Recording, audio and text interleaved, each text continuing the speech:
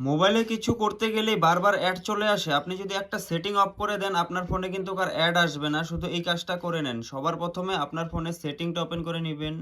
Setting open হয়ে গেলে এখানে একটি সার্চ বার পাবেন, এটাতে ক্লিক করবেন। এখানে লিখবেন আপনি প্রাইভেট ডিএনএস, এটা লিখে এখান থেকে সার্চ করে দিবেন। এখন এখানে একটা অপশন আসবে প্রাইভেট ডিএনএস, এটার উপরে ক্লিক করবেন। এখানে দেখবেন কতগুলো অপশন আসলো, নিচে দেখতে পারবেন প্রাইভেট ডিএনএস অটোমেটিক, এটার উপরে ক্লিক করবেন। এখানে দেখুন কতগুলো অপশন আসলো, আপনি নিচের অপশনটায় ক্লিক করে রাখবেন। এটা অটোমেটিকে ক্লিক করা থাকবে, আপনি নিচেরটায় ক্লিক করবেন private DNS provider host name, এটার উপরে ক্লিক করবেন। এখন এখানে লিখবেন কিবোর্ড থেকে, আমি পেস্ট করে দিলাম, এখানে আগেই লিখে রেখেছিলাম, এখন এটা পেস্ট করে দিলাম। এখানে লিখবেন dns.adguard.com, এই লেখাটা আপনি এখান থেকে লিখে দিবেন। লেখার পরে এখানে সেভ অপশন পাবেন, এটার উপরে ক্লিক করে দিবেন।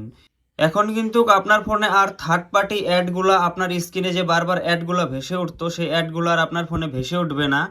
এই ভিডিওটা যদি ভালো লাগে প্লিজ চ্যানেলটি সাবস্ক্রাইব করে রাখবেন, ভিডিওটা 100% কাজে দিবে।